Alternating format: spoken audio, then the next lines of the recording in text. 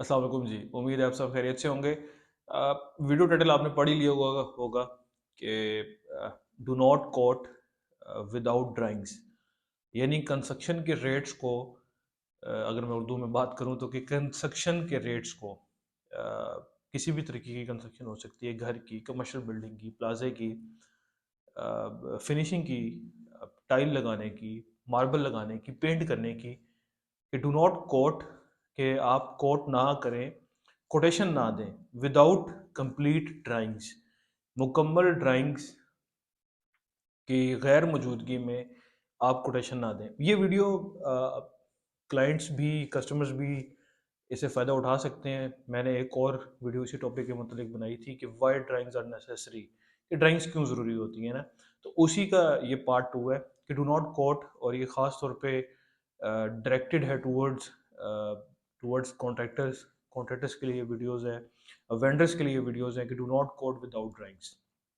क्योंकि अक्सर औकात कॉन्ट्रैक्टर्स का, ठेकेदारों का, आप कह लें कि ब्लैकमेल या इस्तेसाल, या you can say any word, आप कोई भी लफ्ज़ इस्तेमाल कर सकते हैं, कि उनको एक तरह से मजबूर किया जाता है कि वो रेट्स दें विदाउट ड्राइंग्स के।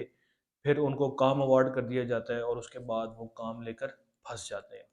देखें, कंप्लीट ड्राइंग्स में ना आपकी कंप्लीट ड्राइंग्स आती हैं, जिसमें architectural drawings, plans, working drawings शामिल है, सबमिशन ड्राइंग शामिल है, स्ट्रक्चरल ड्राइंग शामिल है, इलेक्ट्रिकल ड्राइंग शामिल है, प्लम्बिंग ड्राइंग शामिल है, आपके फायर फाइटिंग की ड्राइंग शामिल है। ये तो सारे बिल्डिंग के काम है। इसी तरह कोई रोड का काम है, कोई कह लें आप इंफ्रास्ट्रक्चर का काम है, कोई कोई स्टील का काम है, कोई फिनिशिंग का काम है, तो उसकी कंप्लीट डिटेल्स जब तक आपके पास नहीं है, तो आप कभी भी क्लाइंट को, कस्टमर्स को, कॉर्पोरेट क्लाइंट्स को उसके रेट्स जो हैं वो कोट ना करें। हाँ, अज़राए कह लें कि हेल्पफुल होने के लिए, या एस्टिमेटेड अमाउंट या एस्टिमेटेड बजट के लिए आप उनको एक एक अमाउंट बता सकते हैं। लेकिन ये मैं बताता चलूँ कि किसी भी प्रोजेक्ट की एक एस्टिमेटेड कॉस्ट बताना या एस्टिमेटेड बजट बताना, ये कॉन्ट्रैक्टर की ज़िम्मेदारी नहीं होती। यहाँ पे मैं बहुत बड़ी बात कर रहा हूँ।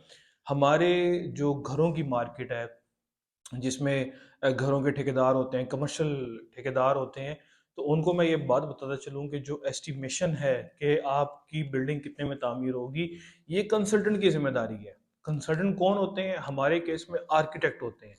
ये आर्किटेक्ट की, कंसल्टेंट की ज़िम्मेदारी है कि वो अपने क्लाइंट को गाइड करें कि भई आप ये जो ड्राइंग मेरे से आपने बनवाई है, ये जो डिज़ाइन आपने मेरे से बनाया है, इसकी एस्टिमेटेड कॉस्ट क्या होगी?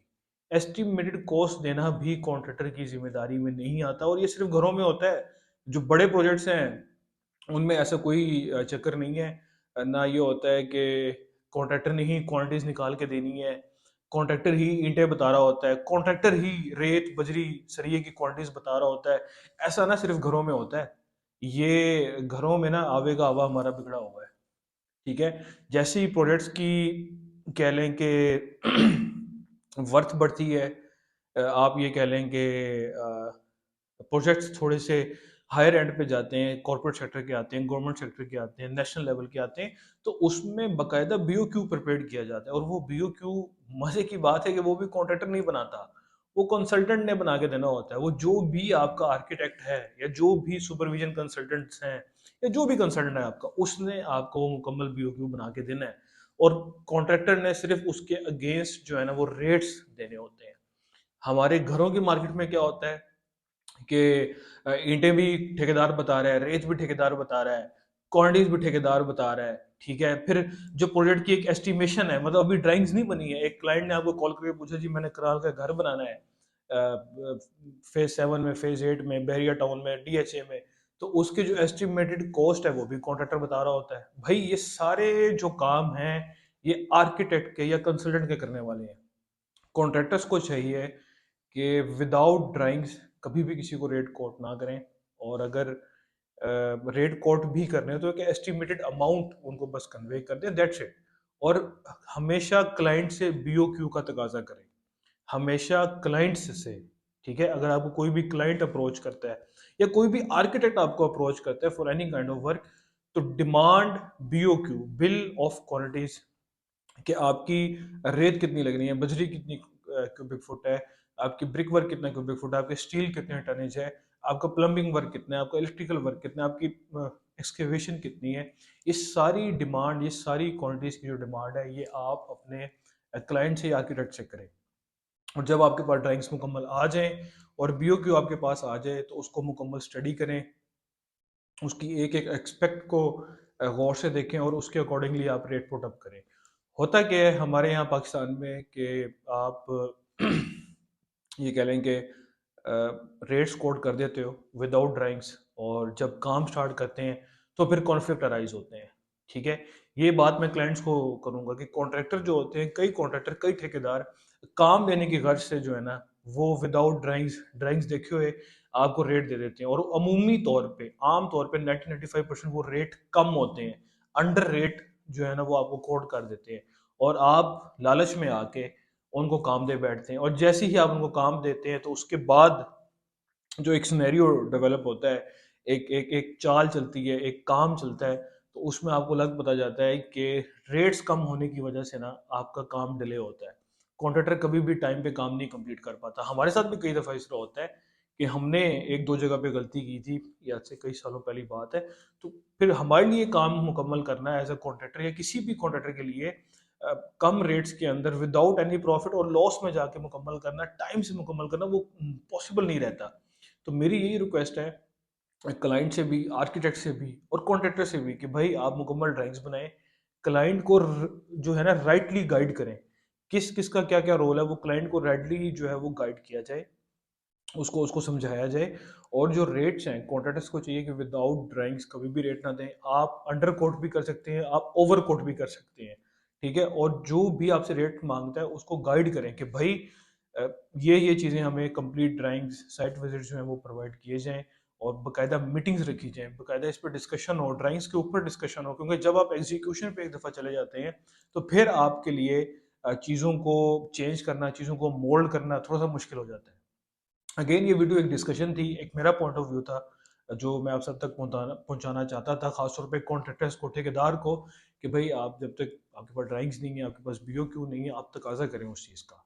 ठीक है, आपको वो प्रोवाइड करें और उसके मुताबिक आप रेट्स दें। मुझे पता है मार्केट में ये नई चीज़ चल रहा, मुझे पता है कि मार्केट में हम किसी भी क्लाइंट को कहें तो वो कहते हैं नहीं यार, आप बस मुझे रेट बता दो। ठीक है, हम किसी आर्किटेक्ट को कहें कि यार आप हमें इसकी बीओक्यू दे दो, तो वो आपको नहीं प्रोवाइड करते। बट अगर आप उसको इसरार करेंगे, यही तो ट्रेंड हमने चेंज करना है। आप प्रोफेशनल वे में चीज़ों को नहीं लेके चलेंगे, तो आर्किटेक्ट को भी नुकसान है, कॉन्ट्रैक्टर को भी नुकसान है, और क्लाइंट को तो नुकसान है ही है। एटलीस्ट जिस बंदे ने अपना घर बनाना है, कमर्शियल बिल्डिंग बना ली है, तो उसके साथ आप सच बोलें, उसको प्रोफेशनली जो है एटलीस्ट प्रॉपर वे में गाइड करें कि यार स्टेप 1 क्या है, स्टेप 2 क्या है, स्टेप 3 क्या है, स्टेप 4 क्या है, फाइनल स्टेप क्या है, और हमने चीज़ों को किस तरह लेके चलना है। खैर, वीडियो फिर लंबी हो जाएगी। I would suggest, I would request everyone जो भी इस वीडियो को देख रहे हैं, कि अगर आप अपना कोई भी काम करवाना चाहते हैं, कोई भी बिल्डिंग, कोई भी तामीर कराना चाहते हैं, तो एटलीस्ट उसकी ड्राइंग बनाएं। ठीक है, और अपनी जो ब्रेनस्टॉर्मिंग है ना, वो ड्राइंग पे करें। ड्राइंग पे अपनी दिमाग को खपाएं, ड्राइंग पे अपनी मगजमारी करें कि हमने करना क्या है, किस तरह करना है, ऊंचाई, लंबाई, चौड़ाई क्या करनी है। वो चीज़ें आप जो है वो ड्राइंग्स जो है उनसे जो है ड्राइंग के ऊपर जो है वो फोकस करें। जब ड्राइंग आपकी बन जाए, तो कॉन्ट्रैक्टर से रेट लें और अपना काम करें। उम्मीद है ये वीडियो आपको पसंद आई होगी। इस तरह की मजीद डिस्कशंस के लिए आप रब्ता कर सकते हैं, व्हाट्सएप पर रब्ता कर सकते हैं, आप अपने पॉइंट ऑफ व्यू को मेरे साथ शेयर कर सकते हैं।